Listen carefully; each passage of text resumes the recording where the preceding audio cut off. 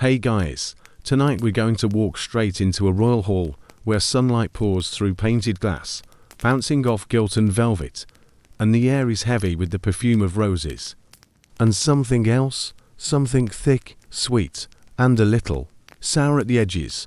You blink against the glow of jewels and gold thread, but it's not the light that makes your eyes water.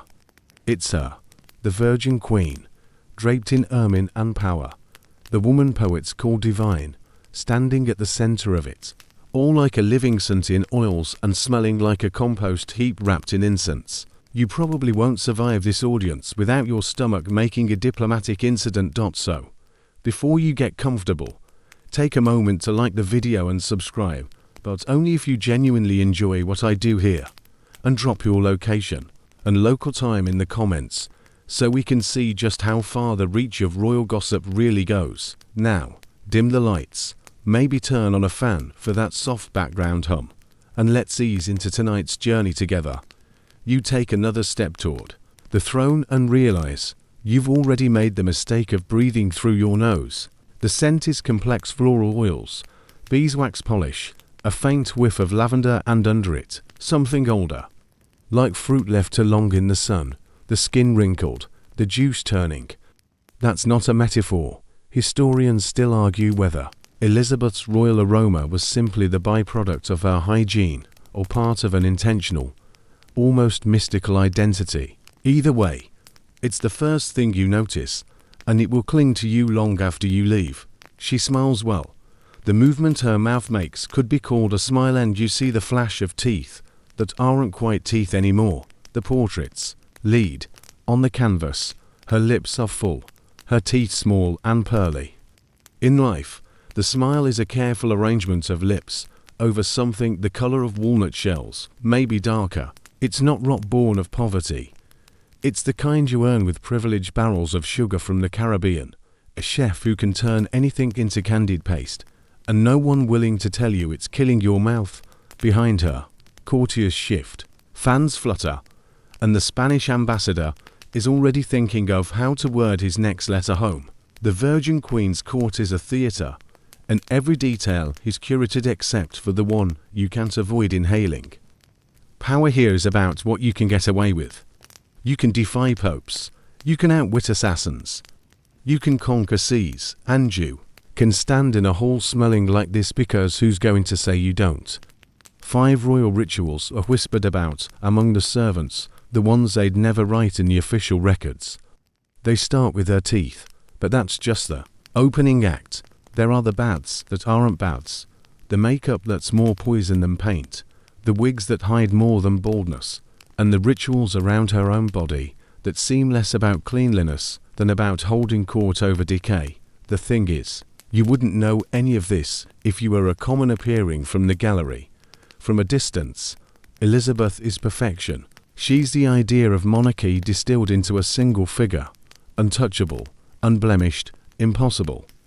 But the closer you get, the more the illusion wavers. The perfume sharpens, the powder on her cheeks cracks just slightly at the corner of her mouth, and for a heartbeat you think you see the woman beneath the mask. Then she turns her head, the jewels catch the light, and the vision of splendor seals itself over again. It's that tension between what is seen and what is smelt, between the image and the body that keeps her throne steady. A monarch doesn't have to be clean, or kind, or even entirely sane. She has to be believed in.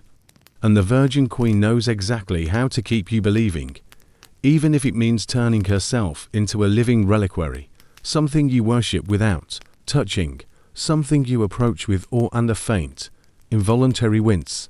You find your breath shortening not because of the weight of the air, though it's heavy enough to taste, but because she's watching you now. Her eyes are steady, the pupils just a little too wide in the dim light, her head held high beneath a crown that seems almost to float. In the hush, your ears catch the faint sound of fabric shifting as her courtiers step back, making space for the ritual of greeting. This is the performance, and you are in it now. She raises a hand gloved, of course, because the skin beneath is never shown bare. You bow, your nose level with the scent of rosewater, and something like, well, You can't name it without being rude, even in your own head. Later, you'll try to describe it and fail. Later, you'll think about how history will write her down as brilliant, fearless, victorious, and how none of it will mention that standing this close felt like inhaling the ghost of a summer orchard gone wrong. Still, you hold the bow, because that's what's expected. Because this is her court, her stage, her kingdom, and she commands it without lifting her voice. Because here, in the glow of stained glass and gold leaf, even decay can be made to look divine. And you haven't even reached the teeth yet. You don't notice it at first. In portraits, her lips are closed, or else parted just enough to suggest a neat row of flawless ivory. The court painters understood the rules: paint what flatters, paint what reassures. Reality, though, is another matter entirely, and you catch your first true glimpse when she laughs. It's a rare sound, short, sudden, almost metallic, and it pulls her lips wide enough to betray the truth. The teeth you see aren't quite teeth anymore. They're mottled, like river stones pulled from muddy water, their edges soft where enamel has long since surrendered. Some lean at odd angles, some stand alone where their neighbors are missing, and the color. Well, let's just say, there are shades here that don't appear in any artist's palette. The irony is that it didn't have to be this way. Toothbrushes existed of a sort of rag wrapped around a stick, or a scrap of cloth dipped in brine, soot, or salt. The nobility even had access to ground coral and aromatic herbs like rosemary for scrubbing. But Elizabeth, she preferred something sweeter. Historians still argue whether it was ignorance or indulgence, but she was convinced that rubbing her teeth with honey would protect them.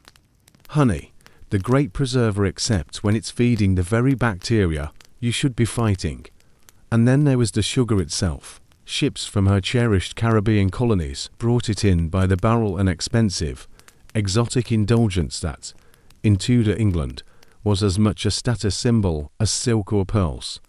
You didn't just eat sugar, you flaunted it. Sweetmeats, candied, fruit, spiced pastes, Elizabeth had them all, and in quantities most subjects couldn't dream of. It wasn't just about taste, it was a performance of wealth, proof that the Queen of England could afford to rot her own teeth, a way peasants never could. By her 20s, the damage had begun. By her 30s, it was visible enough to make even her most loyal courtiers wince when she smiled too broadly. But no one dared suggest she change her habits. In the hierarchy of Elizabeth's court, your proximity to her was a privilege, and privileges could be revoked with frightening ease. So the sugar kept flowing, the honey kept smearing, and the teeth kept darkening. Sometimes she'd chew cloves or cardamom to sweeten her breath, but these were little more than polite distractions. Imagine standing across a banquet table from her, the air already heavy with roasted meats and smoke, and catching that sudden, unmistakable tang, something between burnt sugar and damp parchment. It wasn't just vanity that kept her from addressing the problem. Pain was another matter entirely. Dentistry in the late 16th century was more a test of endurance than a medical procedure, and Elizabeth had no intention of sitting in a chair while someone pried at her gums with iron. She'd seen it done, seen the screaming, the blood, the way the patient staggered away looking like they'd aged 10 years in a minute. No, she would endure the ache. She would endure the smell. Pain was weakness, and weakness was political death, but the ache didn't fade. By her mid-30s, chewing anything tougher than soft bread became a trial. Meat had to be boiled until it surrendered into grey mush. Even fruit could be troublesome unless stewed to a pulp. The royal kitchen adapted, because of course it did. Your sovereign's jaw is in decline, and you're not going to be the one who serves her something she can't chew. One of the more bizarre moments came when a physician dared to suggest removing a particularly rotten tooth. Elizabeth agreed on one condition. He would first remove one of his own, to prove it wouldn't hurt. Whether out of loyalty, desperation, or sheer foolishness, he did it, in public, and of course it hurt. The man screamed, bled, and nearly fainted. Elizabeth smiled through her own pain, dismissed him, and kept her tooth. Historians still debate whether this was a calculated performance or an act of pure obstinacy. Was she testing the loyalty of her attendants, demonstrating that no man, no matter his profession, could demand vulnerability from her? Or was it simply the reflex of someone who had built her life around control? Whatever the truth, the effect was the same. The tooth stayed, the rot spread, and the Queen's mouth became a slow-moving disaster behind closed lips. And yet, in public, the illusion endured. The pearls at her throat, the silk at her sleeves, the jeweled gloves all drew the eye away from her mouth. If she smiled less often, no one remarked on it. If she tilted her head just so when speaking, well, that was merely royal poise. The portraits never faltered. Still, there were whispers. Letters sent from foreign envoys mention her darkened smile, or, in one particularly blunt phrase, the Black Gate. These were diplomatic words for something you couldn't miss if you stood close enough. And yet the power she carried meant the teeth were just another part of the performance, hidden when necessary, and challenged when not. You might think it would end there, with her smile quietly fading from view, the rot contained behind etiquette and portraiture. But in Elizabeth's court, nothing was ever quite contained. The mouth that once commanded armies, that spoke sonnets and treaties, was only beginning its decline, and the rituals she built to hide it would become as elaborate and as dangerous as the crown itself. You notice it most when she eats, not the way a dinner guest should notice. Of course you're far too polite for that, but in the half-second pauses, the slight wince at the corner of her mouth, the way she turns her head just enough to shield the effort. Meals with Queen Elizabeth are a performance, and you quickly learn there's as much to watch in what she hides as in what she shows. She favors the soft foods, white bread pulled into small pieces, poached pears, broth thickened until it clings to the spoon. Anything that needs chewing is a slow, careful process. Her teeth, what's left of them, are blackened stumps, clinging to her gums like weathered fence posts in a neglected field. Historians still argue whether the discoloration came purely from decay or whether, in a strange twist of vanity, she even darkened them intentionally to match the nobility's sugar smile, a mark of high status when only the wealthy could afford the damage. Either way, the effect now is less status symbol and more abandoned graveyard. The truth is, pain lives in her mouth now. Every bite is a negotiation between desire and endurance. Even the softest morsels make her jaw work against a deep, throbbing ache. You've seen her fingers, gloved and jeweled, curl under the table as she presses her palm to her chin for a heartbeat, waiting for the pulse to pass before speaking again. And yet this is the Virgin Queen. Showing pain is showing weakness, and weakness is a door left ajar in a court full of schemers. So she smiles, or the closest she can manage to a smile, and she endures. One story has made its way through the court's whisper chains, embroidered with each telling. A royal physician, alarmed at the sight of one particularly ruined tooth, suggested removing it. Elizabeth listened, eyes steady, then declared she would only agree if the physician first had one of his own teeth pulled in her presence to prove the pain was nothing. Perhaps he thought it a bluff, perhaps he felt the challenge in her gaze, and knew retreat was impossible. He sat down, opened his mouth, and let another man pull. It was not nothing. Witnesses say he screamed, blood dribbling down his chin, before, stumbling from the chair. Elizabeth, unmoved, smiled her kind of smile and told him the matter was closed. The tooth stayed, the rot remained, and the message was clear. No one removes anything from the Queen without her leave, not even decay. Some suggest this defiance was more than stubborn pride. It was a performance meant for the entire court, a reminder that her body, flawed as it was still her domain alone. Historians still debate if this was about sovereignty or sheer personal obstinacy. Whatever the motive, it reinforced the wall she kept between herself and any sign of frailty. But a wall can't hold back a smell. Even the cloves and cardamom she chewed between audiences couldn't mask the undertone sharp, metallic, and faintly sweet in a way that has nothing to do with sugar. The Spanish ambassador wrote of it in a letter home, calling her mouth a small cemetery, a phrase that would have ended a lesser monarch's reputation. In Elizabeth's case, it became another ghost in the room, unacknowledged but never absent. You watch as she lifts a goblet, takes a small sip, and lets the wine rest in her mouth a fraction longer than most, as though swishing it might soothe the ache. It's an old habit wine.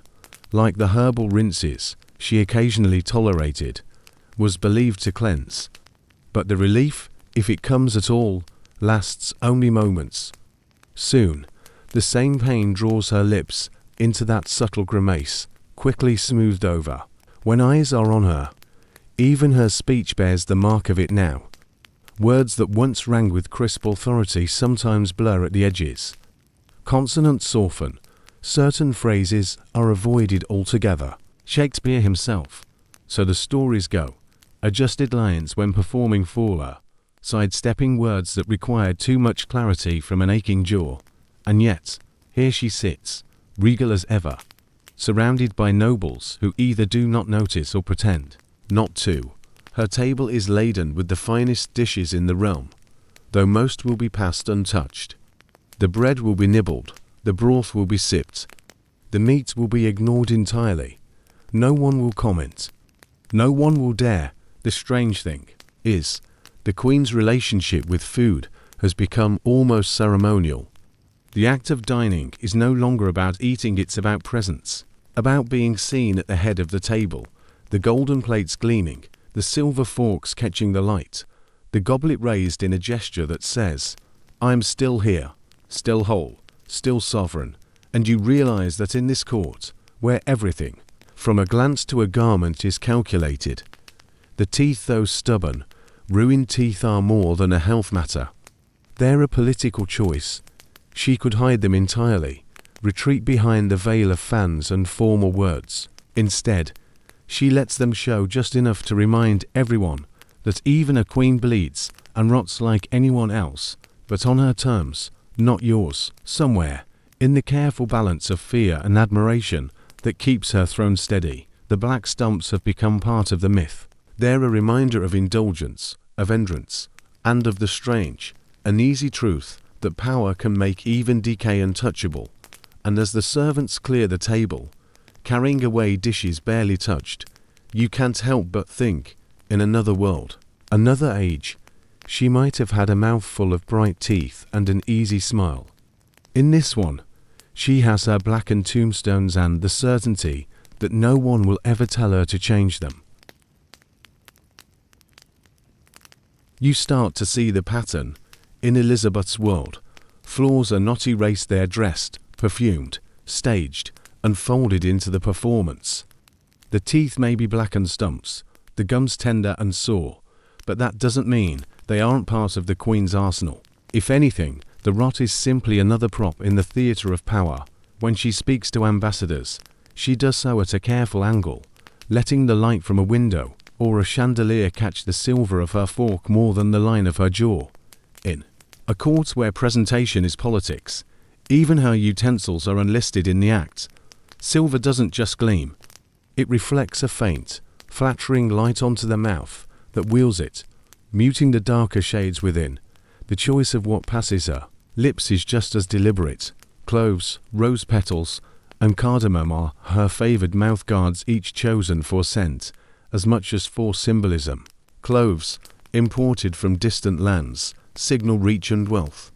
Rose petals whisper romance and grace. Cardamom, rare and expensive, is the taste of power itself.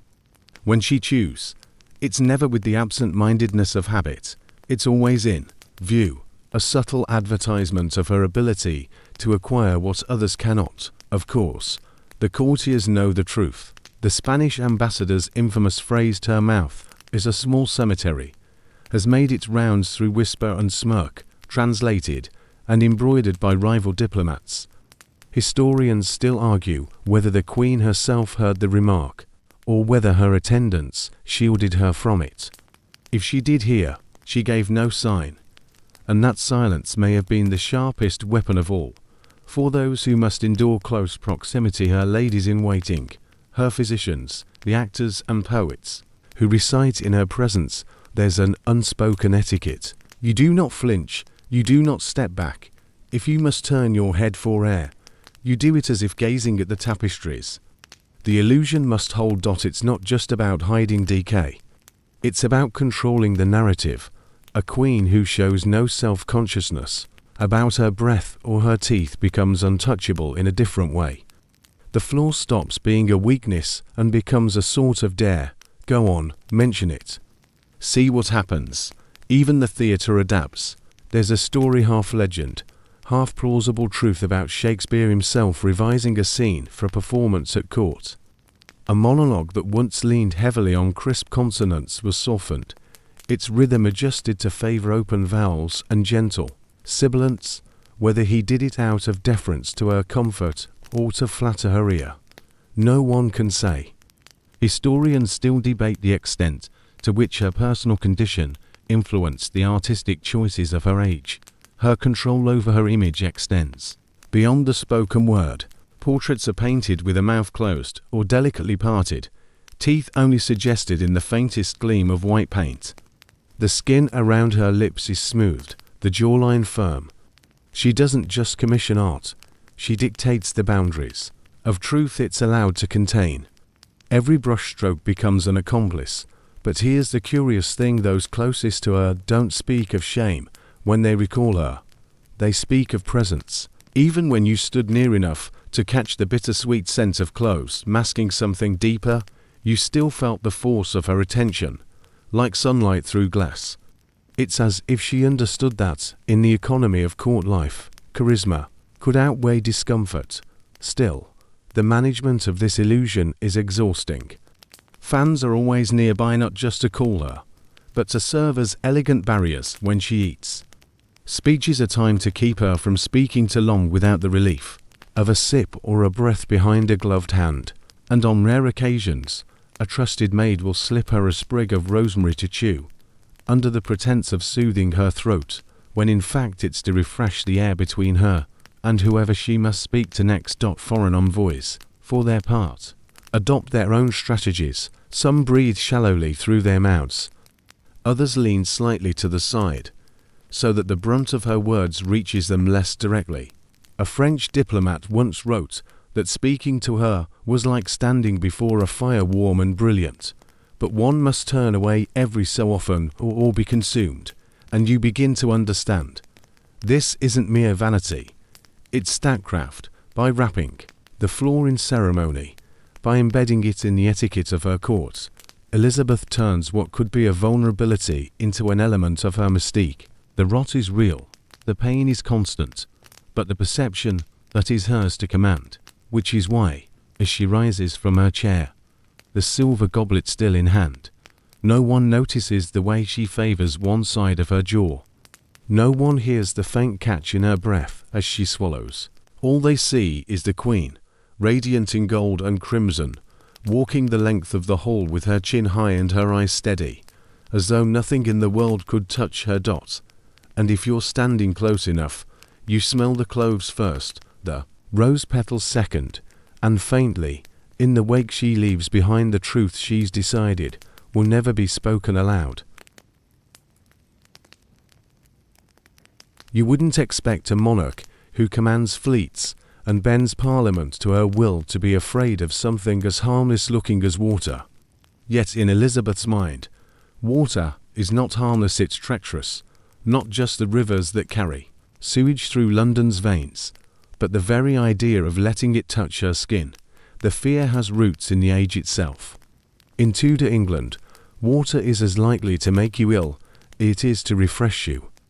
Wells are shallow, streams are shared with livestock, and the Thames is a slurry of waste, refuse, and whatever unfortunate creature drifts downstream. Physicians of the time warn of vapours rising from dampness, of unseen humours seeping through pores to infect the blood.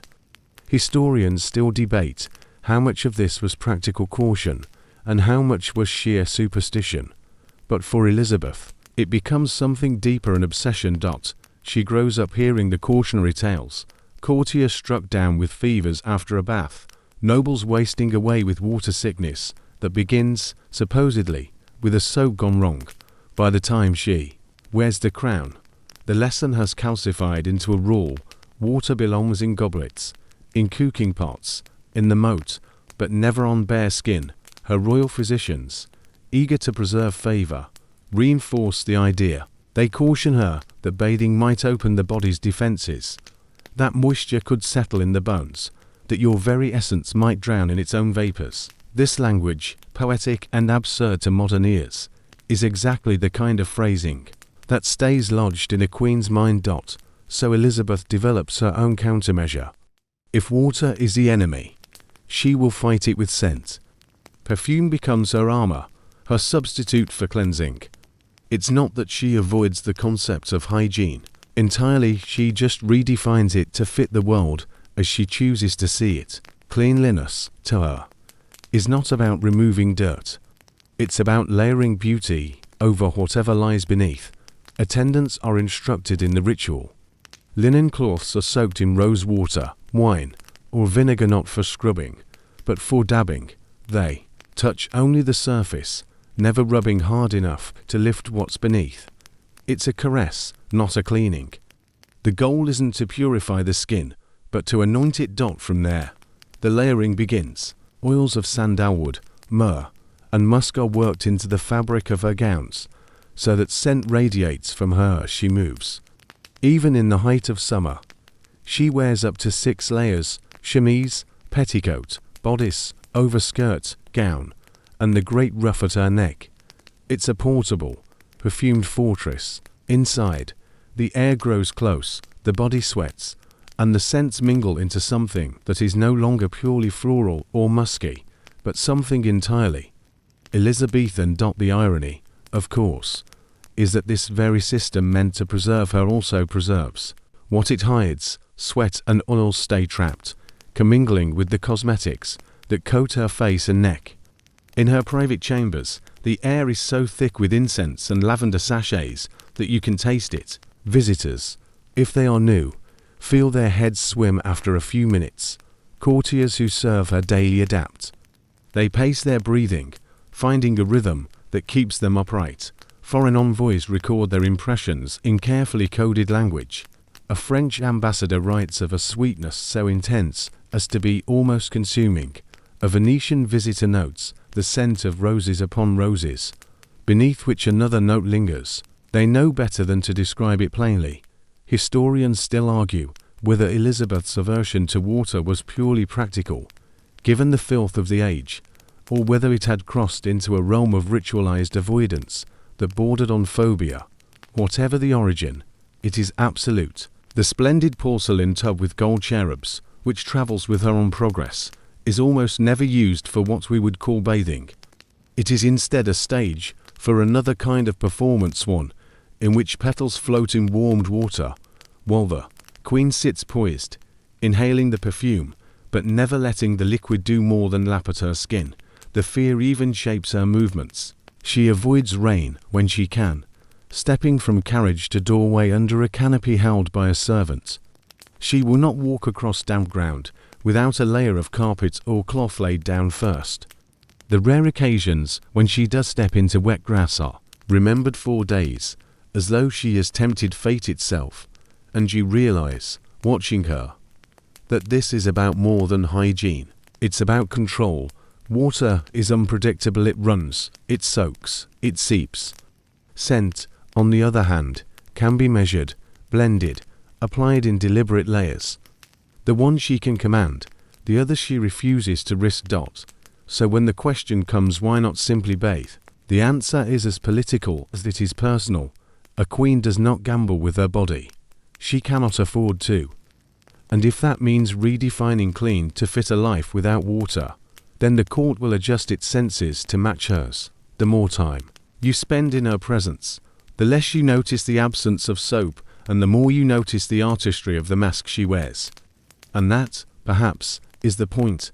In Elizabeth's world, perception is everything, and she will not allow something as dangerous as water to alter the portrait she has built. The first thing you notice when you step into her private chambers isn't the sights, it's the air. It doesn't move here. It presses against your skin like a heavy, perfumed cloth, saturated with so many layers of scent, you can almost see them hanging, each note stacked on the last like drapes over a window: lavender, musk, rosewater, and something else, something sour and warm, that seeps up from beneath the polish, the way damp wood smells under a fresh coat of paint. This is what passes for cleanliness in Elizabeth's court. Her attendants are trained in the ritual. Each morning begins with cloths, soaked in vinegar, wine, or rose water. They are dabbed along her neck, under her arms, across her hands. Never rubbed, never scrubbed. Scrubbing would be too rough, too revealing. The goal is not to remove, but to overlay, to replace one scent with another without disturbing what lies underneath. Historians still debate whether she truly believed this was superior hygiene, or whether it was simply the method that allowed her to maintain control over her appearance without confronting the reality of what hid beneath. Her clothing seals the ritual in place, 6 layers at least, no matter the weather. The chemise clinging to her skin, the petticoat and bodice shaping her frame, the overskirt and gown giving her the weight and sweep of a monarch, and the ruff at her neck like a starched halo. Each layer is treated with scented oils: sandalwood, civet, myrrh, so that with every movement she stirs a fresh wave of fragrance. It's intoxicating at first, almost narcotic, but stay too long, and you feel your pulse in your temples, your head growing light. The paradox is that Elizabeth demands immaculate appearance from everyone else. Her courtiers must arrive spotless, hair smooth, breath sweet. The faintest whiff of sweat from a gentleman could mean a week's absence from court. A lady with so much as a wrinkle in a gown risks being quietly edged away from the Queen's presence. Yet behind this perfection, her own scent is more complicated, a blend of riches and ruin. Servants talk in whispers. One claims the Queen's nightgown, after weeks of wear, could stand on its own from the stiffness of sweat and oils. Another swears that the bedding, seldom changed, was considered seasoned and not to be disturbed unless ordered. Elizabeth herself allegedly told a maid that the scent of her own body moored her dreams, as if the aroma was an anchor to her identity. When she moves through the palace, the air shifts like a tide. Courtiers instinctively step back to let the scent pass before stepping into her wake. In narrow corridors, it's inescapable. At audiences, ambassadors are often seated just far enough away that their eyes don't water. Not everyone succeeds. There's a story of a French envoy who nearly retched mid-conversation, disguising it as a cough. Yet this layering of perfume over flesh is not random, it's as calculated as her speeches. The rose oil suggests grace and beauty, musk conveys power and sensuality. Civet, sharp and lingering, clings to memory. Even the vinegar has its role, a tang to cut through sweetness, keeping the blend from collapsing under its own weight. She's a walking composition, each note reinforcing the portrait she wants you to hold in your mind. Of course, the reality beneath is another matter. Those inner layers, never fully exposed, trap more than heat. Sweat mingles with the residue of yesterday's oils, which mingle with the residue from the day before, and so on, until the scent is not just applied, it's lived in. The longer it stays, the more it changes, ripening into something richer, stranger, unmistakably human. Historians still argue whether this was unusual for the time, or simply an amplified version of common practice. Many nobles of the period bathed rarely and relied on perfumes to mask it, but Elizabeth took the practice further, elevating it to a kind of sensory theatre. It wasn't enough for her to hide any sign of bodily decay. She made the mask itself a symbol of majesty. You stand there, trying to breathe shallowly, and realize how much discipline it takes to be part of this court. No flinching, no pinching the nose, no glance exchanged that might betray discomfort. Her attendants move like dancers, lifting a sleeve here, smoothing a skirt there, all without disturbing the aura she's built around herself. It's not until she leans toward you to speak a simple question, Nothing more that you catch the truth beneath the roses and myrrh. It's faint, but it's there. The low, warm scent of skin that hasn't felt water in far too long. And you understand why no one dares to mention it. This isn't just her smell.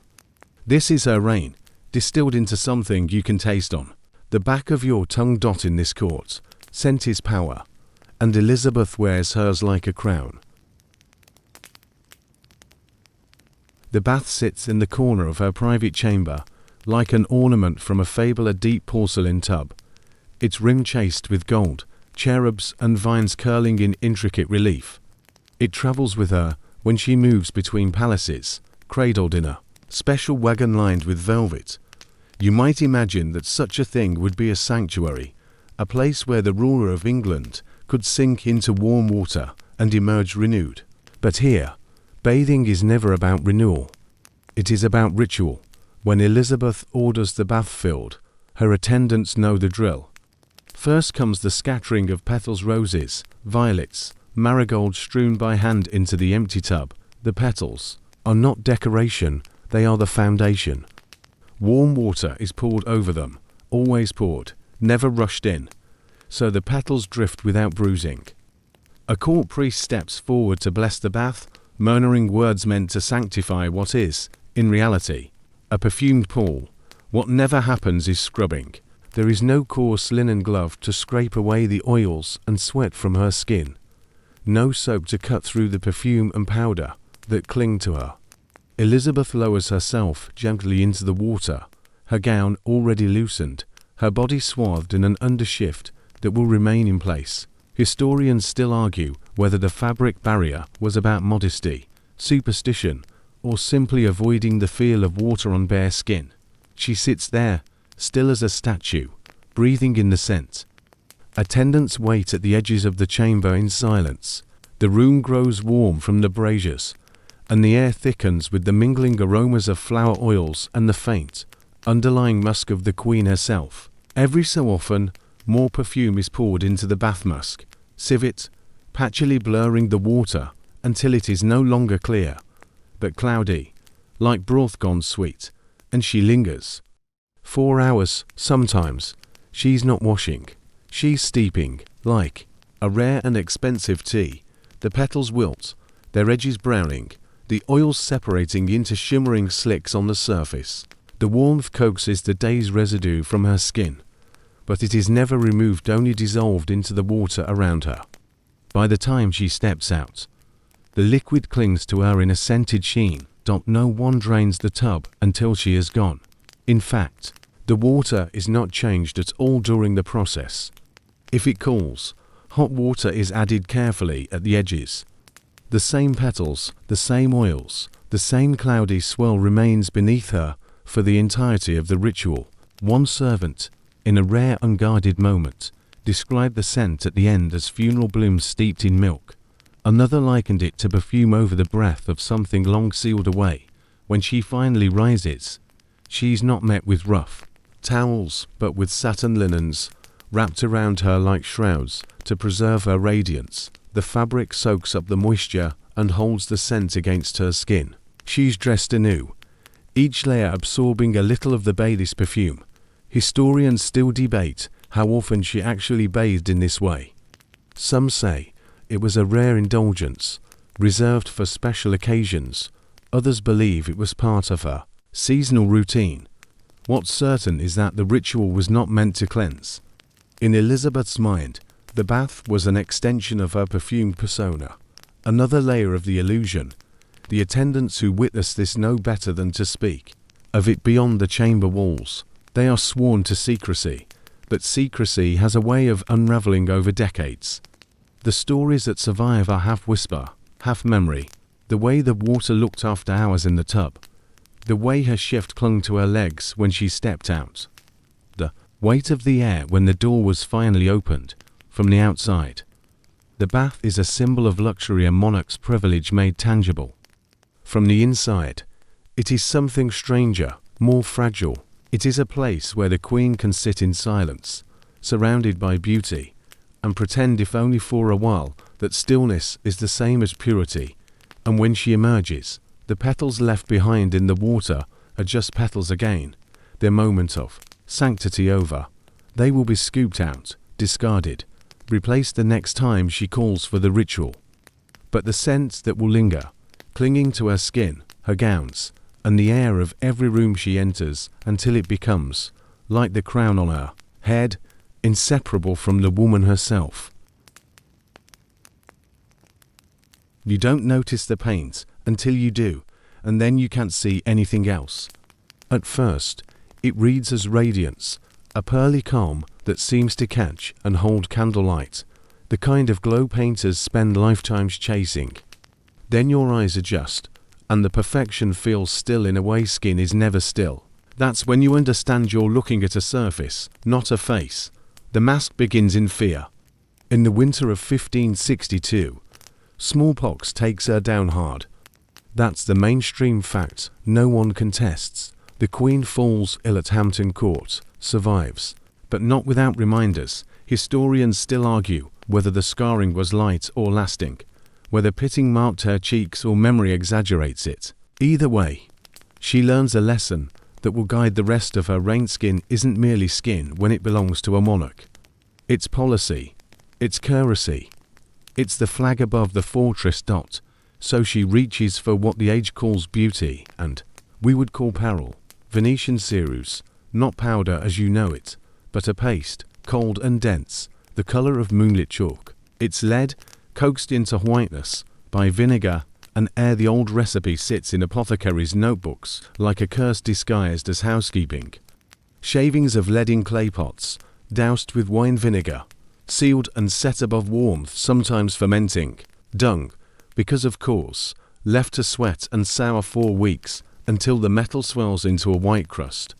Grind that flour of lead fine, stir it with more vinegar, maybe a touch of egg white or almond oil, and you've got the court's most coveted complexion. When the first layer touches your skin, it is cooling, smoothing, soothing. It fills a pockmark, it blurs a freckle, it softens the blue half-moons beneath a sleepless eye. You can imagine her relief the first time, how the mirror returns a face closer to the one she needs the world to see. Not a convalescence fatigue, not a woman with a memory of fever, but a marble saint, unmod, unbothered, eternal. And because a single miracle is never enough, she repeats it. Morning after morning, the same ritual joins the ones you already know. After the vinegar dabs and the rosewater pats, after the chemise and stays, the paste is pressed and feathered outward with a badger hair brush. It dries to an even plane that refuses to betray the pulse beneath. She dusts it with a light veil of powder to set the surface, an old trick that keeps the sheen from rising as the day heats. The scent is faintly sharp, a vinegar ghost threading itself through the roses, and civet, another layer in the orchestra of her presence.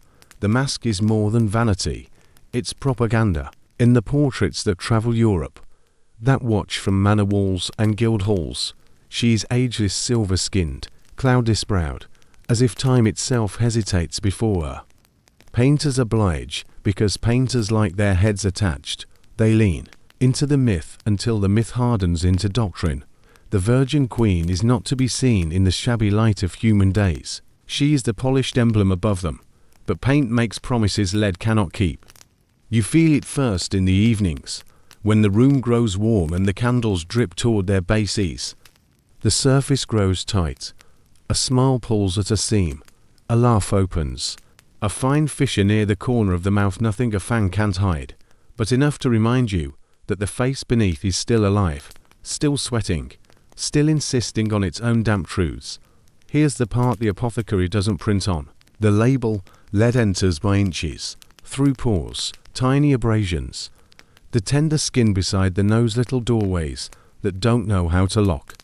Day by day, the metal settles in the system, a quiet tenant that never pays rent. Sleeplessness sharpens, the temper frays, the hands tremble, just a feather breath, easily masked by lace. Joints complain in whispers. You tell yourself it's the weather. You tell yourself you are ruling an island of storms. Quirky detail for your pocket. Some recipes advise a final brightening rinse of wine with a pinch of powdered pearl. If you're keeping score, that means she's wearing lead sweetened by vinegar under a dusting of crushed sea, half ocean, half alchemy, all theatre. Another note says to store the paste in a lead jar to retain its virtue, which is either efficiency or an Elizabethan punchline. The thing about masks is that the more faithfully they serve, the more they demand. The layers grow a little thicker when the court is tense or the ambassadors are sharp-eyed. A new portrait sitting. Add a touch more at the jaw to marble the edge. A progress ride through a town that expects a miracle. Seal the lids with a careful sweep so the white meets the lashes without a seam. You marvel at the steadiness of the hand that does it hers, sometimes, or a maid trained to breathe softly and think of nothing. Historians still argue whether Elizabeth believed the paste was healing as well as hiding. The age is humoral. Medicine loved paradox. What calls on the skin, they said, might cool the hot excesses within. You can almost hear a physician, eager for favor, assure her that the paste restores the moon's calm to a complexion fever had once inflamed. She would like that phrase. She would like the suggestion that light itself is something you can apply with a brush. Meanwhile, the world reacts exactly as she intends. Courtiers murmur about her radiance. Poets rhyme silver with stillness. Even enemies admit, grudgingly, that she looks like a figure meant to be saluted rather than touched. And for a time, that is enough. The mask keeps the kingdom believing, but you can't wear winter on your face forever. Underneath, the skin keeps doing what skin does, shedding, sweating, repairing by the book of biology. Trapped beneath the paste, those repairs turn imperfect, pores clog. Tiny cells, easy to comb if aired, fester when sealed. A neat phrase you'll hear at court. She will not be seen unprepared. Stop sounding like discipline and start sounding like siege. You stand close one afternoon. She leans to sign a paper. The quill scratches. The room is quiet enough to hear the feather whisper. A flake the size of a breadcrumb lands near her temple and drifts down like a pale snow. A maid appears with a square of silk before the flake can land on the ink. Movement so practiced, it feels like choreography. No one looks up. No one ever does. The illusion holds because everyone is holding it. If you ask yourself why she persists when the cost is so plainly written in her pulse and temper, you already know the answer. The woman who refused the dentist's pliers is not going to surrender to a mirror. The sovereign who made water her enemy will not bow to a rash. And the queen who learned in 1562 that the flesh can betray the crown will, for the rest of her reign, make the crown betray the flesh instead. You tell yourself it's temporary. You tell yourself that after the audience, after the mask, after the ambassador departs, there will be a moment when the doors close and the pace softens and the face beneath is allowed to be warm and human again. Sometimes there is, sometimes there isn't. The day's mask hardens into the night's, and morning meets a surface that needs only a little coaxing to look new. By now, the room, by the way the powder hangs in the air, by the hush with which the brush is cleaned, by the quick, careful check a lady makes of the lace at her throat before she steps forward to adjust the ruff. It's a ballet, and you, like everyone else, are on tiptoe, because even if you can smell the vinegar under the roses, even if you can almost hear the quiet ache in the joints the lead has stiffened, you will applaud the performance. That's the price of a perfect queen in an imperfect age, and as she turns her head, the light slides across that tranquil, deadly sheen, and you catch your own reflection there, small, distorted, obedient. You notice the first crack not with your eyes but with your ears. It's the tiny sound when she smiles for a visiting envoy like paper, creasing under a fingertip. The surface holds, of course. The mask always holds, but you've learned to read its weather, and this is a change in pressure. The room is warm, the candles are stubborn, and the white plane of her face is being asked to bend where it prefers to remain a winter field. A maid eases forward with a square of silk, breath of powder, a feather of rouge, and the seam is sealed again. Only you remember it was ever there. You are not supposed to notice the way a faint tightness gathers at the corners of her mouth, or how her lips, when she rests them, avoid closing fully, as if pressing them together might stick them fast. You're certainly not supposed to think of the vinegar ghost beneath the roses, or how yesterday's ceremony of petals turned to perfume broth and left its sheen on the skin. Here watching now. Under that calm white, the skin keeps its own calendar.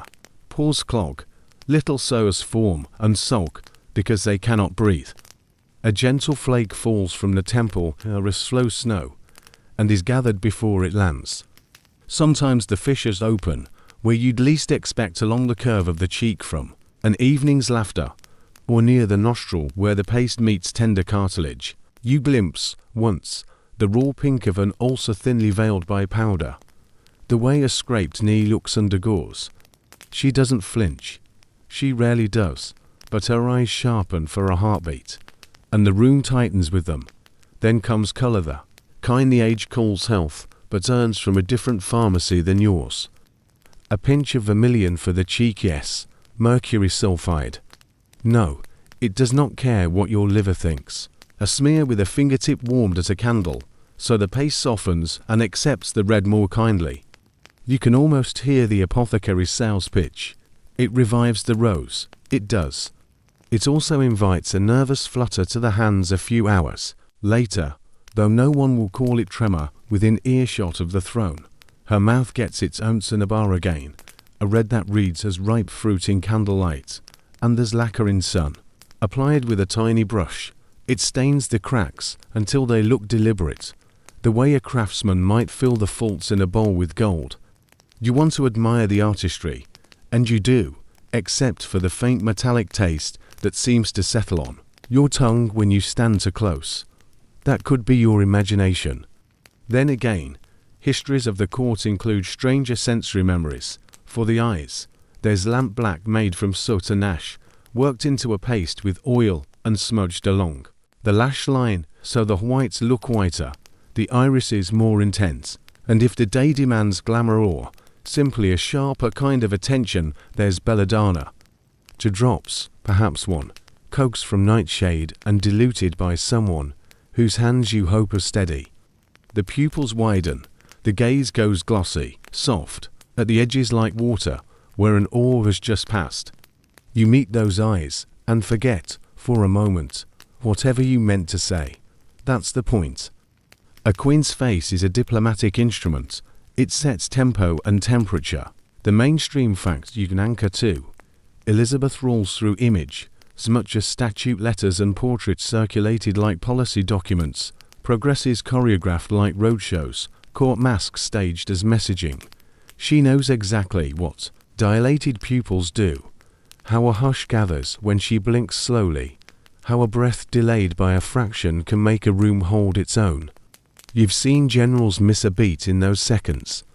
You've seen poets drown dot, but the bill keeps arriving. The belladonna blurs near vision, and she leans closer to read. The lamp black stings if the brush slips. The vermilion's warmth flickers into agitation at dusk. A quirky tidbit for your pocket. One recipe for royal rouge advises a final polish with a slice of fresh veal to match the bloom of youth, which is a sentence that will never leave your mind once you've heard it. Another claims mashed strawberries cool the cheeks under paint. A summer mercy that leaves attendants picking seeds from a rough in mortified silence. At night the paste should come off, but should is a thin word in a palace where ceremony runs later than bodies prefer. Some evenings she sleeps in a lighter layer, too tired to face the sting of removal vinegar wet cloths, coaxing the lead to let go, dragging at the tender places until the veil lifts in slow, stubborn ribbons. The morning finds the skin underneath angrier than before, and so the cycle tightens, more to hide, more to apply, more to hide again.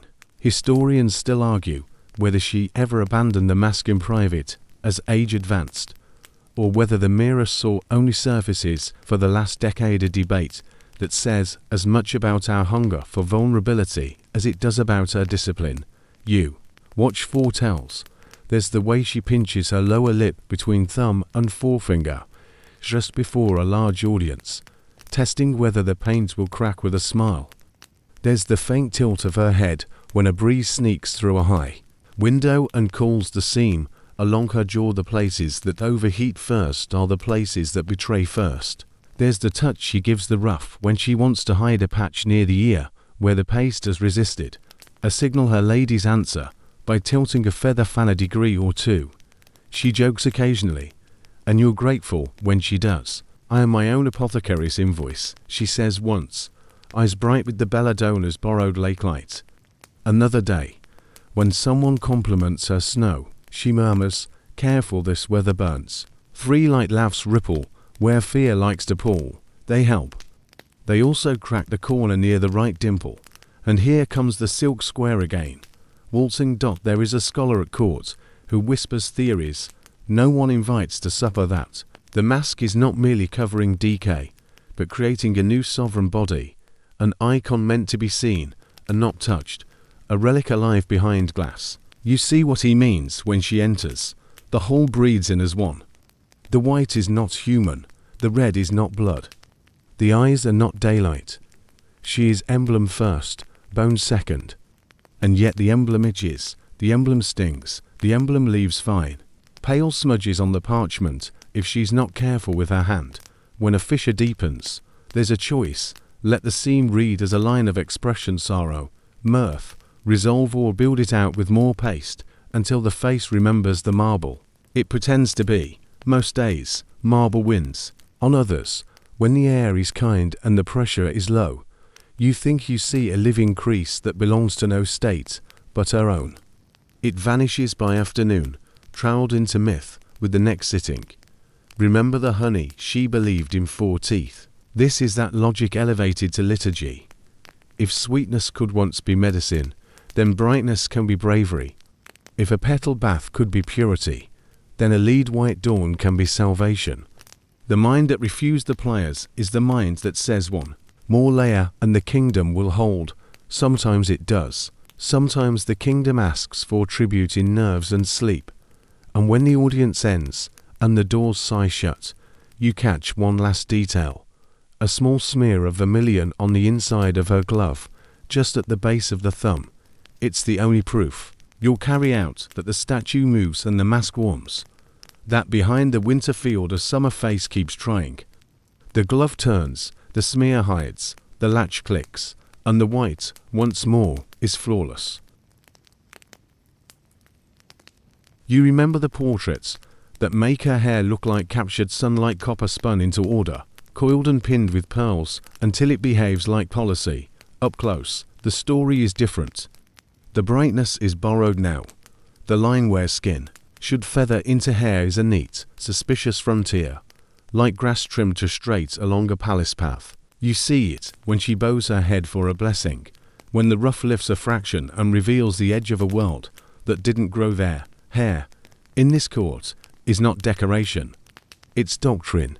In Tudor imaginations, a woman's hair signals vitality, fertility, authority. The whole tapestry of power is seen from the neck up. Cut it, and you humble her. Crown it, and you crown the nation.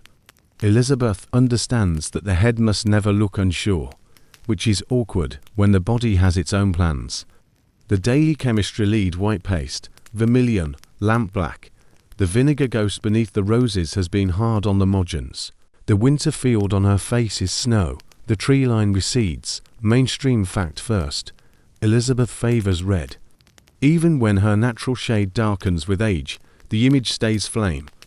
Portraits from the 1570s forward love her in auburn and ember, a choice that ties her to youth, to fire, to a sovereign brightness no cloud should dim. Historians still argue whether the thinning began with that smallpox winter in 1562 scars on the scalp, or a quiet thief, or whether the lead and mercury did their patient work, or whether stress itself unthreaded the braid. Whatever the culprit, the solution is certain. Hairpieces at first, then wigs, plural, until putting on her hair is as much a ceremony as putting on the crown. You see the preparation like a sacristy before a mass. The stands along the wool wig. Trees hold a tidy orchard of copper. Some are braided, some curled, some arranged in architectural fantasies that look like they should have names. A maid with careful hands dusts one with scented starch. Another smooths a flyaway with a touch of oil. The air is busy with lavender. The perfume gnat says, "We meant this." When she chooses, it's practical theatre, a lighter coil for an audience that runs long, a fuller, higher crown for progress through a city that wants spectacle. The favourite is a towering red with pearls tacked along the ridges like stars. You can count weighty enough that a steel-collared support hides beneath the lace to spare the neck. You don't say a word about it, of course. You only notice how the spine straightens when the hair arrives, as if a second kind of vertebra clicks into place. There's glue involved, which is never the glamorous part of any ritual. A paste of gum arabic and egg white is brushed along the hairline to tame the seam. Quirky tidbit: one recipe adds a splash of small beer to keep the temper mild, which is either a chemistry claim or an early self-care meme. Then come the pins, the real architecture. Fine steel, slipped through loops at the wig's base, set into the braided remnants of her own hair. They bite. You see the wince when a pin misses and finds skin, the quick apology from the maid, the quicker forgiveness. It isn't kindness so much as necessity. This is the cost of looking inevitable. Starch does the rest, not the kitchen stuff alone, but perfume starch beaten with a touch of orris root, sometimes with the zest of an orange for bravado. It turns hair into a thing that remembers its shape. Dust rises with each touch, hangs in the morning light like motes trying to become a halo. You think of the petals in the bath, the powder on the mask, the clothes at her tongue. Everything in this palace is one more layer laid perfectly on the last dot. Of course, there are side effects. Wigs keep warmth. Warmth keeps company. The same way the petal bath steeped more than perfume. A wig will happily cradle whatever the day brings: sweat, powder, the ocean breeze of a progress day, the vinegar edge from below. A discreet scratch becomes a quiet scandal if anyone notices. So no one notices. Fans lift, breezes arrange themselves, and the maid with a feather tip pretends to be interested in the rough, while granting the scalp a single merciful brush. You hear the whisper network mathematics of weight and time. 20 minutes without the collar and you're fine. An hour and the crown feels like a bucket. 2 hours and the temples drum in time with your pulse. On bad days, the pins leave little moons at the hairline. On worse ones, the seam weeps where paste and paint and heat have negotiated too long. She refuses to be seen without it. So the solution is not removal but rearrangement. Lower the line by a whisper. Pull the ruff a shade higher. Tilt the fan to tint the light. A small historical aside you tuck behind your ear. While the great flood of parawigs belongs to the next century, the word and the habit are already alive in Elizabeth's time. Gentlemen play with hairpieces after an unfortunate barbering or a bout of fashion. Ladies with tresses that need to be larger than life. The Queen is not copying anyone. She is being copied.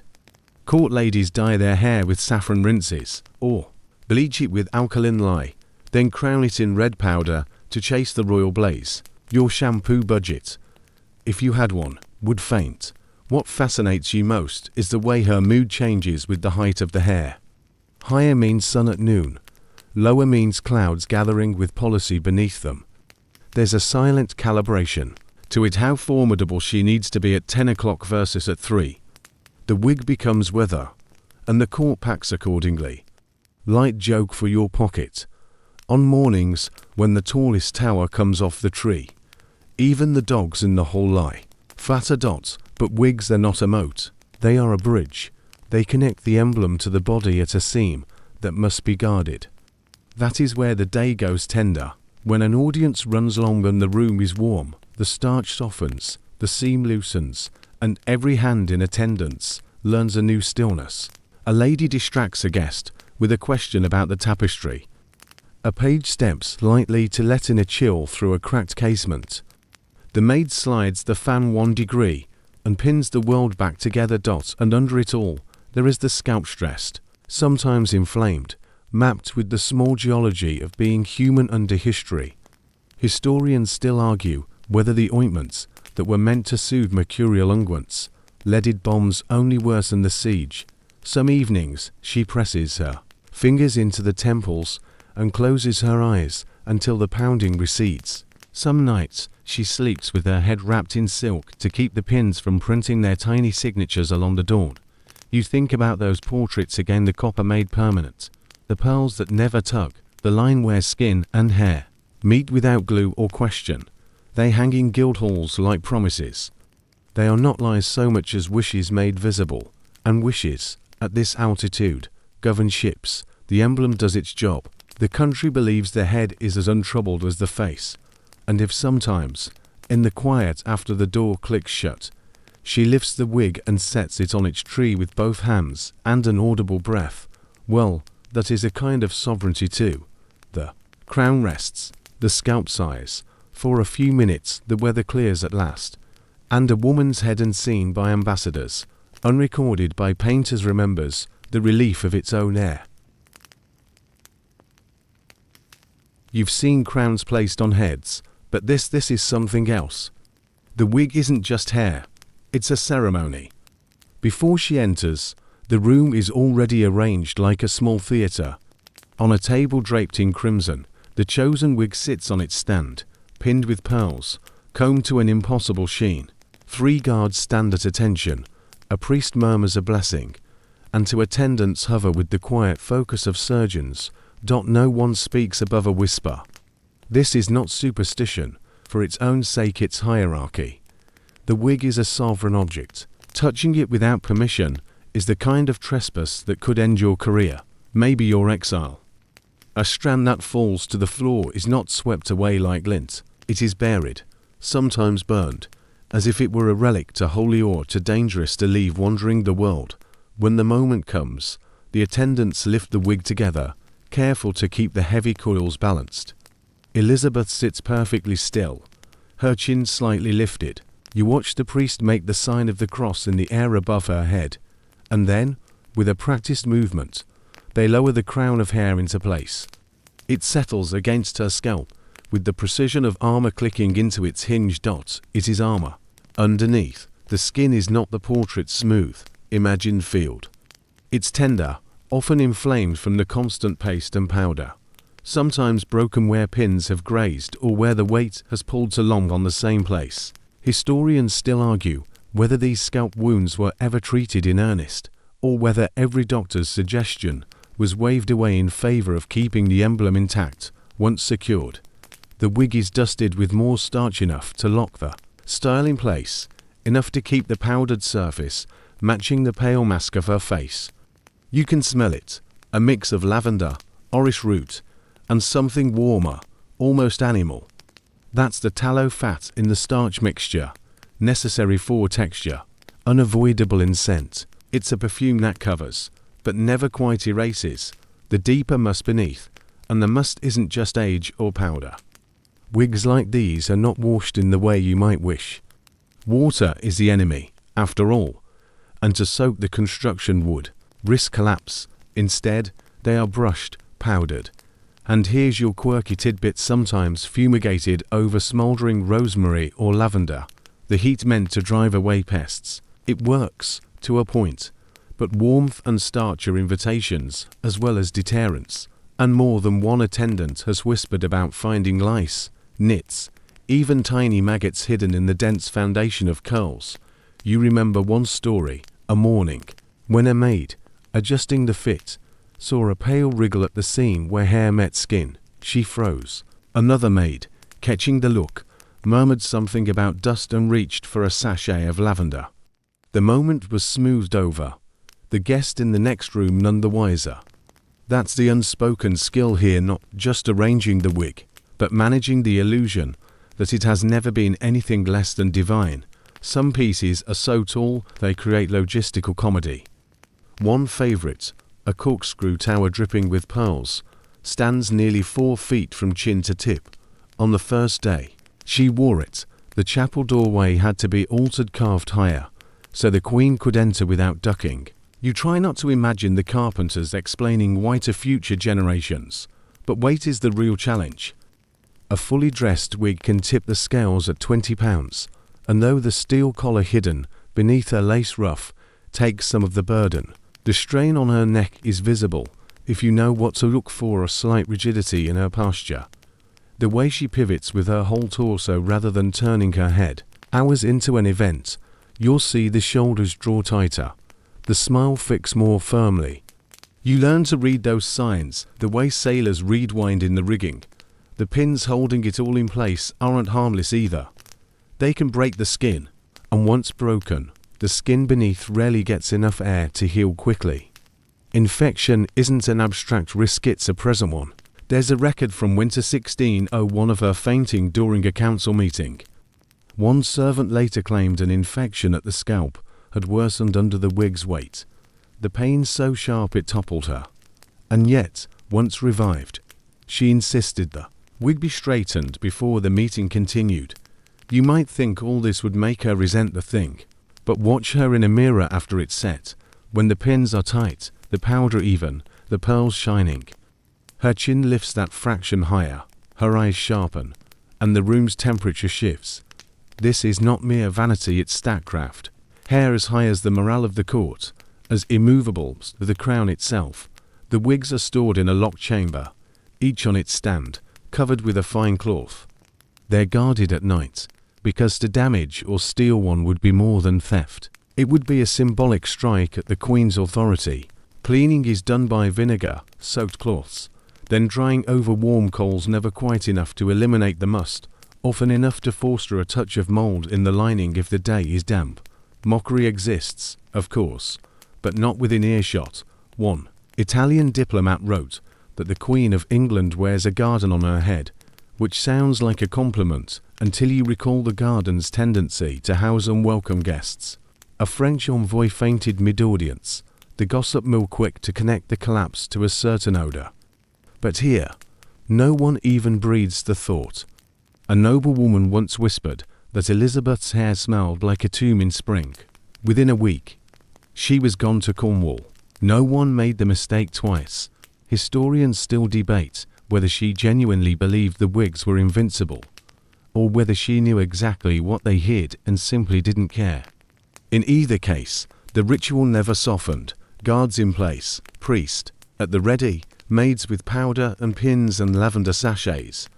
The lowering of the hair, the final, silent check that every seam is sealed, and then she rises, the ceremony complete.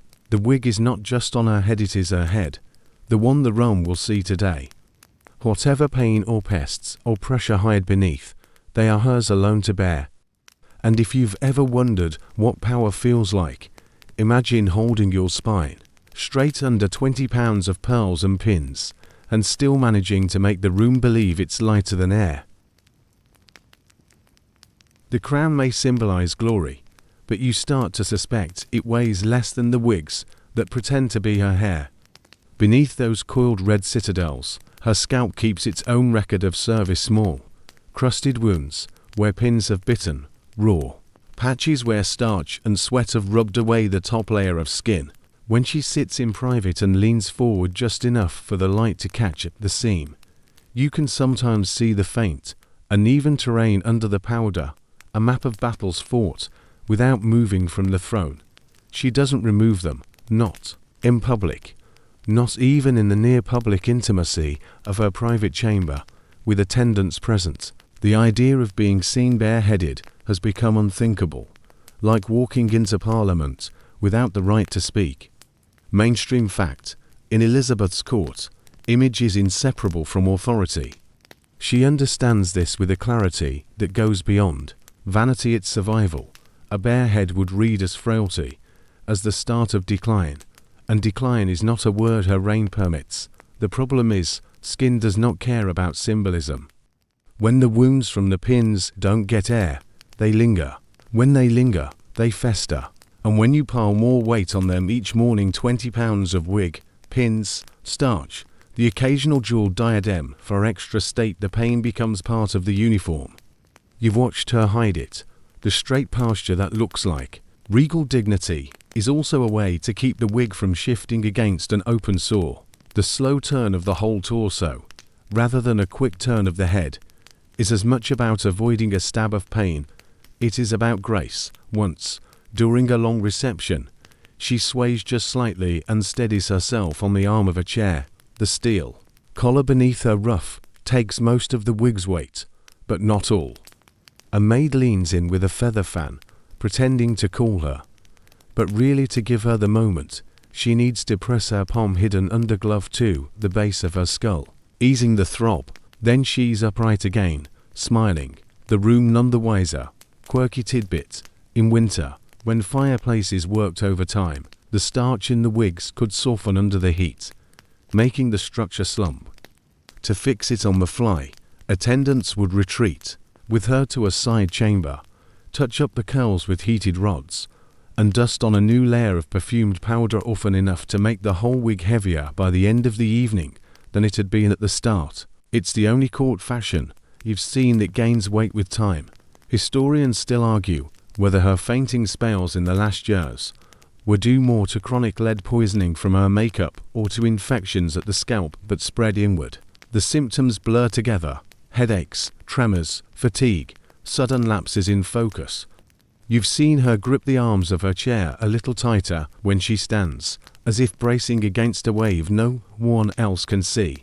And yet, every morning, the wig goes on, the seam is sealed, the mask is aligned. Doctors have tried to intervene. One suggested she rest the scalp for a fortnight, wearing lighter caps indoors. She dismissed him. Another proposed treating the wounds with ointments made from herbs and wine. She accused him of plotting to weaken her and sent him away. My head, she once snapped, is not a peasant's field to be left fallow. You can imagine the silence that followed. The rituals of maintenance become more elaborate the worse the situation gets. At night, before she allows the wig to be removed, the attendants must be ready with silk wrappings, fine scarves to tie around her head, keeping dust and stray fibers from settling into the sewers. By morning, the silk is stained faintly at the places where her scalp has bled in the night, though no one mentions it aloud. Even in moments of illness, she insists on the full presentation. You recall the winter of 1601, when fever kept her abed 4 days. When the Privy Council requested an audience, she had herself propped up against cushions, the wig pinned and powdered, the ruff perfectly set. She spoke little, but her presence impossibly composed for someone sweating under 20 pounds of horsehair and pearls was enough to quiet every murmur of succession for another month.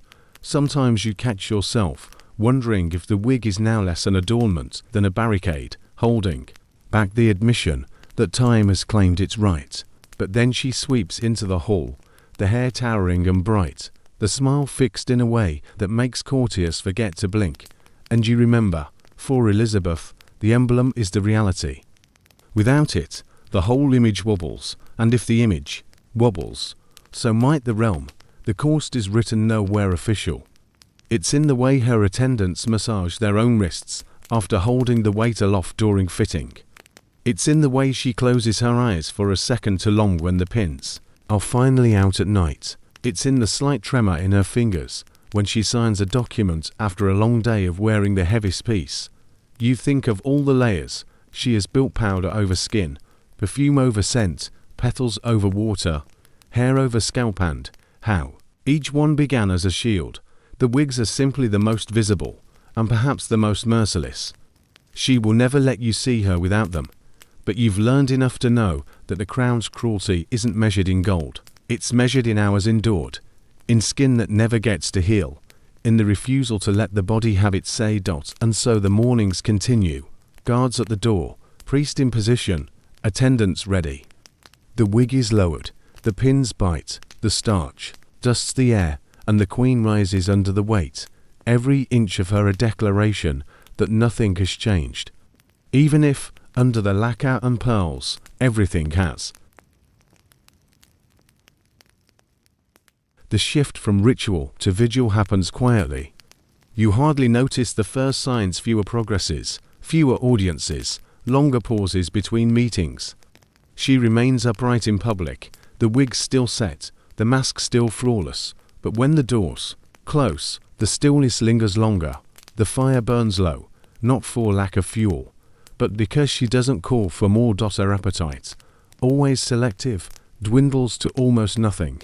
Even the soft breads that once spared her jaw now sit untouched on silver plates. Wine, once a nightly comfort, is refused with a shake of the head. Water has always been her enemy, so there's no solace there. Days pass with only a few bites. A sip of spiced broth. She says she's not hungry. Those who know better understand it's more complicated. To eat is to be seen eating, to chew, to risk revealing how far the teeth have gone. Sleep retreats next. She sits upright in her chair until dawn, eyes open, fingers curled loosely around the armrest.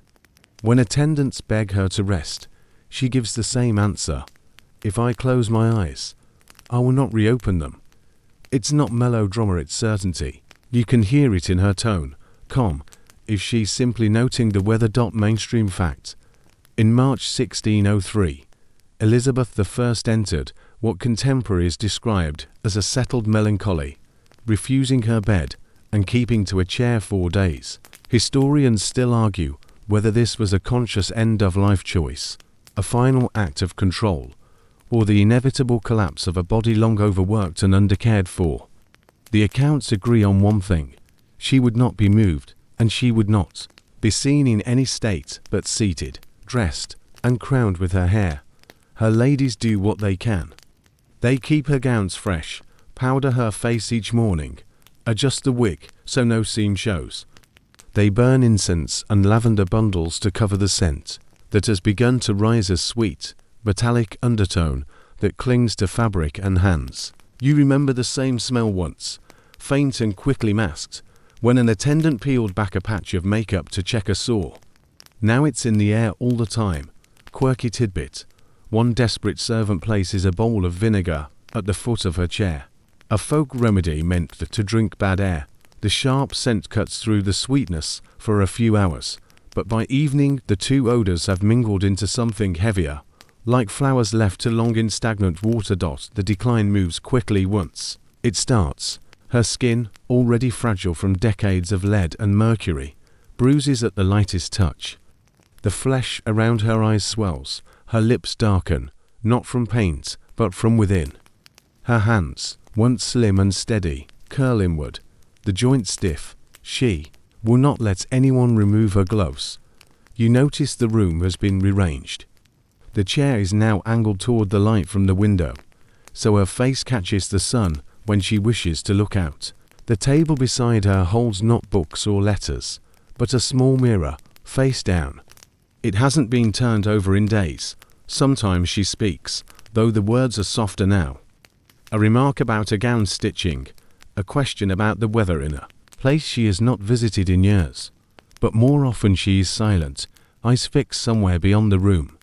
When a physician approaches with a draught to renew her strength, she waves it away without looking.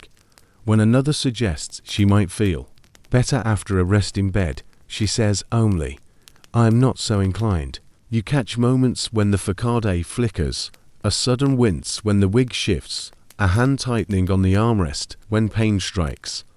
But these are gone in a breath. The attendants know better than to mention them. The illusion is still the law. Historians still debate whether she knew how close the end was, or if she believed, in some corner of her mind, that Shearer could hold it off. Watching her, you think she knew exactly. The refusal to lie down, to close her eyes, to loosen the pins, all of it feels like a last act of governance over the one territory she has always claimed as her own. The odor worsens.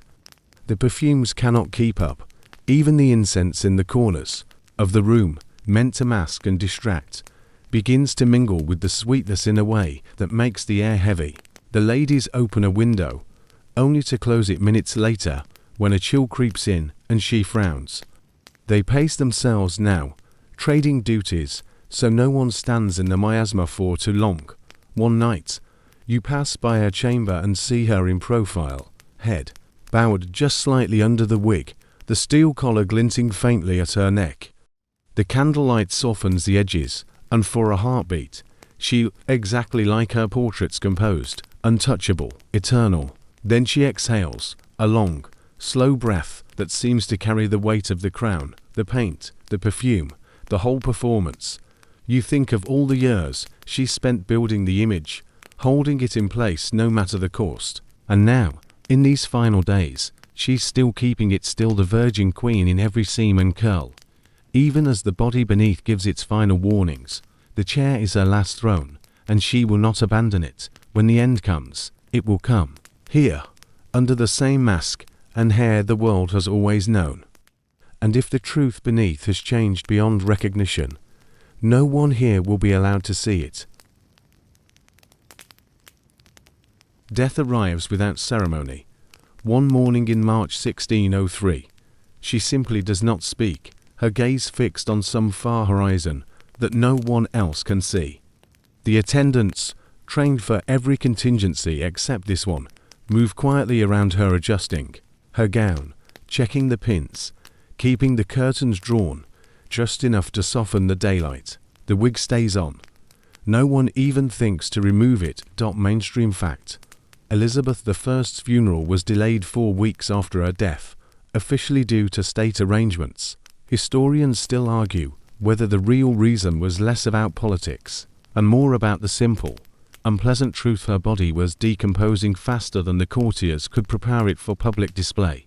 The decline had already begun before her last breath. Now, freed from the effort of holding itself upright, the body changes quickly.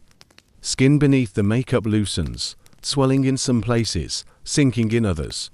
The sweet, metallic smell that haunted her final days grows sharper, thicker. Perfume is poured liberally on her gown and into the folds of the ruff. The wig's powder is refreshed, though it clumps oddly now in the warmer air. Behind closed doors, there are debates. Should the wig be removed for embalming? Should the face be washed and repainted? Some argue that tradition demands a final cleansing. Others remind the room of her strict orders. She was never to be seen without her hair or her paint. In the end, tradition bends to the memory of her will. The wig stays. Quirky tidbit: instead of cleansing, they opt for covering. A death mask of wax is molded and painted in idealized likeness. Smooth skin, faint smile, no trace of the sews or swelling beneath. The mask is fitted over her face, the seam hidden by the high lace collar. Her gloves are kept on her hands, positioned so the fingers stiff and darkened will not be visible. When at last the coffin is prepared, it is lined in crimson and reinforced to contain what scent it can. Even so, the first attendants to lift it remark on the heaviness not just from the body, but from the layers of cloth, padding, and ornament meant to keep appearances intact. The procession through London is a spectacle worthy of her reign. Crowds fill the streets, weeping openly. From a distance, the image is perfect. The coffin draped in gold and black, guards in gleaming armor, the Queen's likeness serene under the pall. Up close, though, there are signs. The guards rotate every 10 minutes, not from fatigue but because the odor clings even in open air. Flies, persistent despite the cool March day, circle near the bier. A few in the crowd notice dark stains seeping faintly through the silk near the base of the coffin. They assume it's spilled wine from some private ritual. They do not imagine the truth that beneath the wax mask and perfumes, the Queen is changing faster than any embalmer can keep pace. Historians still debate whether the embalming failed due to the toxins already in her body, years of lead, mercury, and perfumes mixing into something that sped decay, or whether the process was simply overwhelmed by the state of her remains at death. Some even suggest the coffin was opened and resealed more than once in the days before the funeral, each time requiring more padding and perfume. None of this reaches the crowd. For them, the procession is a pageant, and the grief is real. They see the legend they have always known, radiant, untouchable, the Virgin Queen who defied Spain and presided over a golden age. The wax mask smiles faintly, as if in agreement. You walk alongside, listening to the muffled clatter of hooves, the low murmur of prayers, the sobs of people pressing forward for a last glimpse. And yet, under it all, you catch the same scent that haunted the palace, fainter here, mixed with the smell of hearses and damp wool, but unmistakable. It follows the coffin into Westminster Abbey, into the tomb where she will rest beside her half-sister Mary I. The service is full of solemn praise, the kind of phrases that polish memory until it gleams. Steadfast ruler, mother of her people, light of the realm. No one says powdered, too. The last, hair hiding wounds, body rotting under silk. That is not the story the empire will keep. When the last words are spoken and the tomb is sealed, the abbey is left in quiet. But some of the staff swear that, 4 years after, a faint, sweet sickly perfume lingered near her resting place, as if the legend itself had ascended and refused to fade. In the end, the funeral achieves its purpose. The people remember the Queen, as she wanted, painted, crowned, smiling. What lay beneath never makes it into the official record, only into the whispers of those who were close enough to smell the truth. The abbey swallows her presence, as it has swallowed monarchs before, but the story of Elizabeth I refuses to stay buried. Officially, she lies beside Mary I, to have sisters who once fought for the same throne. In death, their effigies rest in peace. Yet outside the carved stone, the whispers persist. Servants who spoke of the perfumed tomb, visitors who claimed the air near her grave carried a lingering sweetness. Not entirely pleasant, mainstream fact. Elizabeth's reign remains one of the most celebrated in English history, marked by the defeat of the Spanish Armada, the flourishing of the arts, and a stable, centralized power in an era when such things were rare. But here, in the quiet of her burial, the other truth presses forward. She built her empire on an image, and maintaining that image cost her flesh, her comfort, and ultimately, her dignity. The legend endures in portraits: flawless skin, steady gaze, red hair piled high in controlled chaos. These hanging galleries and textbooks, untarnished by the lead that seeped into her bloodstream or the sewers hidden under paint. They do not mention the wigs that carved wounds into her scalp, the breath that made courtiers cough behind fans, the layers of perfume that thickened the air until visitors swayed. Quirky tidbit: well into the 17th century, travelers to Westminster would leave flowers at her tomb, claiming it was out of respect, but some accounts suggest they also hoped to mask a faint odor that staff insisted came and went with the seasons. Whether that scent was real or a product of gossip, historians still argue. Her life reads like a fable, one in which the Queen's power is never questioned, but her body is under siege. From the moment sugar began to blacken her teeth in her 20s to the day her embalmers faced the fastest decay they had ever seen, she fought to keep control over what others saw. And in many ways, she won. The crowds at her funeral did not see sores or smell rot. They saw a sovereign in full regalia, her myth intact. But you, walking away from the abbey, carry the double vision. You've seen what lay beneath the silk and powder decay that began decades before her death, hidden under layers of ritual and defiance. You know that the crown was never light, that the image required constant repair, that even in her final breath, she refused to let the mask drop. Historians may debate whether she was a prisoner of her vanity or a master of her own narrative. Perhaps she was both. In a world that judged women as fragile and dispensable, she turned herself into an icon that could not be dismissed, even if it meant painting over wounds until the skin beneath surrendered. She outlasted rivals, reshaped England's place in the world, and ruled for more than 4 decades, all while carrying a private battle against her own body. In the end, the Virgin Queen's legacy is a mirror with 2 faces.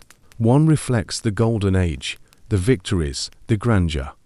The other shows the hidden cost, the rotting teeth masked by clothes, the skin flaking under lead, the scalp bleeding under wigs, the air around her thick with perfume and something darker. And yet, perhaps that is what makes her legend endure, not the absence of weakness, but the sheer force of will that refused to let weakness be seen. Beneath the crown and the powder, she was mortal. Beneath the myth, she was human. Unlike every human, she could not outrun time. Still, the portraits smile. Still, the stories sparkle. and in the shadows of Westminster, the air may still hold a faint, impossible echo of her reign, a sweetness that is equal parts rosewater and ruin. The Abbey swallows her presence, as it has swallowed monarchs before, but the story of Elizabeth I refuses to stay buried. Officially, she lies beside Mary I, to have sisters who once fought for the same throne. In death, their effigies rest in peace. Yet outside the carved stone, the whispers persist, servants who spoke of the perfumed tomb. Visitors who claimed the air near her grave carried a lingering sweetness, not entirely pleasant. Mainstream fact: Elizabeth's reign remains one of the most celebrated in English history, marked by the defeat of the Spanish Armada, the flourishing of the arts, and a stable, centralized power in an era when such things were rare. But here, in the quiet of her burial, the other truth presses forward. She built her empire on an image, and maintaining that image cost her flesh, her comfort, and ultimately, her dignity. The legend endures in portraits: flawless skin, steady gaze, red hair piled high in controlled chaos. These hanging galleries and textbooks, untarnished by the lead that seeped into her bloodstream or the sewers hidden under paint. They do not mention the wigs that carved wounds into her scalp, the breath that made courtiers cough behind fans, the layers of perfume that thickened the air until visitors swayed. Quirky tidbit: well into the 17th century, travellers to Westminster would leave flowers at her tomb, claiming it was out of respect, but some accounts suggest they also hoped to mask a faint odor that staff insisted came and went with the seasons. Whether that scent was real or a product of gossip, historians still argue. Her life reads like a fable, one in which the Queen's power is never questioned, but her body is under siege.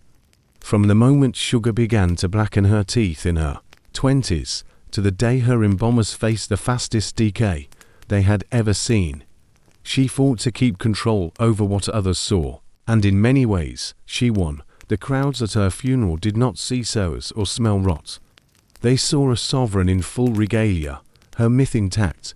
But you, walking away from the Abbey, carry the double vision.